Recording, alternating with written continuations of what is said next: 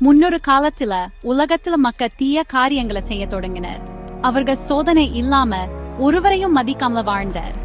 இதனால் தேவன் மிகவும் வருந்தினார். ஆனா அந்த சமயத்துல நோவா என நக்குணம் கொண்ட மனிதர் வாழ்ந்தார். அவர் தேவனை நேசிச்சு நல்ல வாழ்க்கை வாழ்ந்தார். தேவன் நோவாவிடம் சொன்னார், நான் பூமியை பெறும் வெள்ளம் மூலம் சித்தமாக்க போறேன். நீ ஒரு பெரிய கப்பல், அதாவது படு அமைக்க வேண்டும்.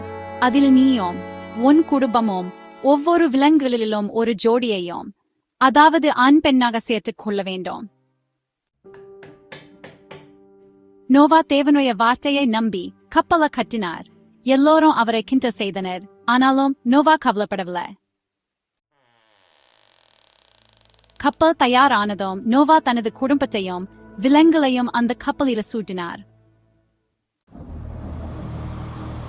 அப்போது மழை 40 நாட்கள் 40 இரவுகள் பெய்தது. பூமியில வெள்ளம் எல்லா இடங்களையும் மூடியது. அதனால் நோவா, அவரது குடும்பம் மற்றும் அந்த கப்பலில் இருந்த உயிர்கள் மட்டுமே உயிருடன் மீதம் இருந்தார்கள்.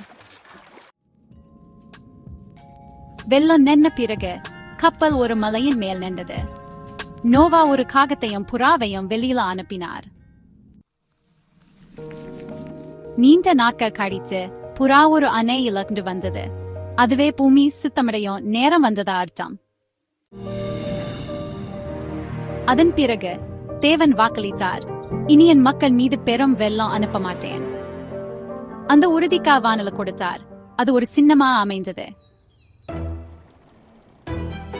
இந்த கதை எங்களை என்ன கத்துக் கொடுக்குது? தேவனை நம்புகிறவர்கள் பாதுகாக்கப்படுறாங்க. நற்பண்புகள் மற்றும் விசுவாசம் வாழ்வை ரட்சிக்கும். கடின நேரங்களிலும் தேவன் எப்போதும் நம்முடன் இருக்கிறார்.